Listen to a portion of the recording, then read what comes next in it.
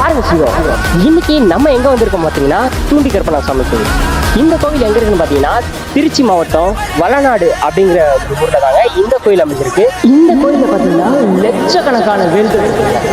இந்த வேல்களுமே இந்த கோயிலோட காம்பவுண்ட் சுவர் மாதிரிங்க.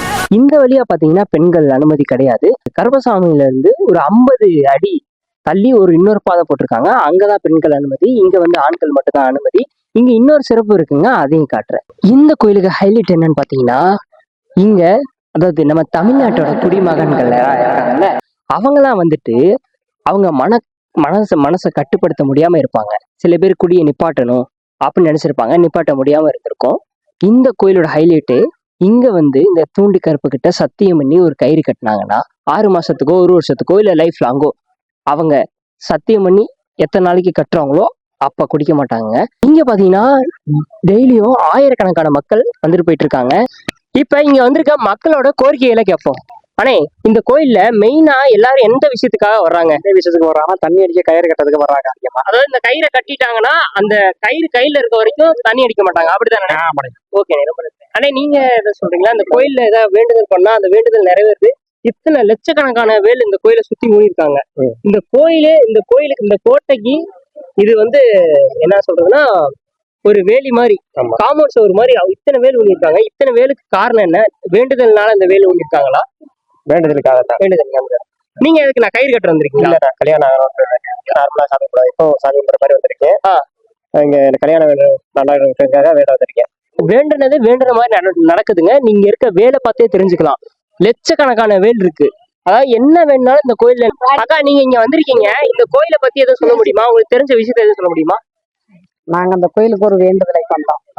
நம்ம வேண்டுதலை நிறைவேறுச்சுன்னா நாங்க நினைச்சத ஒரு காரியம் நல்லபடியா நடந்துருச்சுன்னா நாங்க இந்த வாசல்ல வந்து கிடா வெட்டி நல்லபடியா விருந்து வச்சுட்டு போலாம்னு இருக்கிறோம். நம்பிதான் வந்திருக்கோம். நம்பிக்கையோட இருங்க, நம்பிக்கை தான் வாழ்க்கை. ஆனா சொன்னாங்க அதிசயம் நடக்குதுன்னு சொன்னாங்க. அதனால சரி வந்து பார்த்து நம்மளும் கொஞ்சம் வேண்டுதல் வச்சுட்டு போலாம். ஆனா நான் வந்ததுக்குள்ள இந்த தடவை தான் புதுசா எல்லாம் நிறைய வேல் இருக்கு.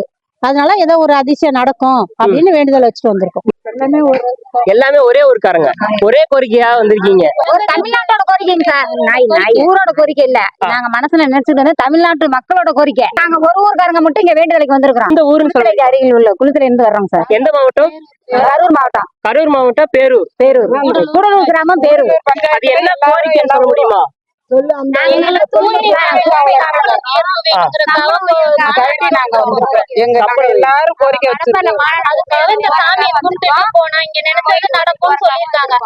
கோரிக்கையை நிறைவேற்றணுங்கிறதுக்காக அந்த கோரிக்கையை சொல்லிட்டு நாங்க அங்க மாநாடு சொல்ல போறோம். எங்களுக்கு கண்டிப்பா சிஎம் சார் வந்து நிறைவேற்றுவாரு.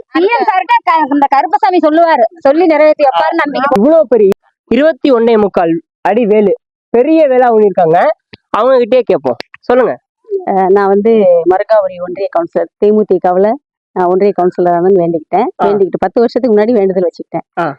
அது எனக்கு ஒரு 7 வருஷத்துக்கு முன்னாடி நடந்துருச்சு.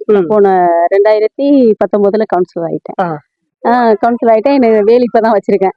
10 வருஷம் கழிச்சு நீங்க இப்ப நிறைவேற்றிருக்கேன். அப்போ ஊர் மக்கள் எல்லாரையும் கூட்டு வந்து ஞாயிற்றுக்கிழமை நாங்க சிறப்பா வந்து ஒரு 500 பேர் எல்லாரும் வந்து இங்க கிடா வெட்டி பொங்கல் வச்சு அன்னதானம், அங்க வெளியில அன்னதானம் போட்டு நல்ல விஷயம் பண்ணிட்டு வேலை இங்க உள்ள பூஜை வச்சு இங்க வச்சுட்டு வந்துட்டோம். இன்னைக்கு வந்து வேலை அர்ச்சனை பண்ணிட்டு போறோம். இப்பதான் அவங்கள போனாங்க.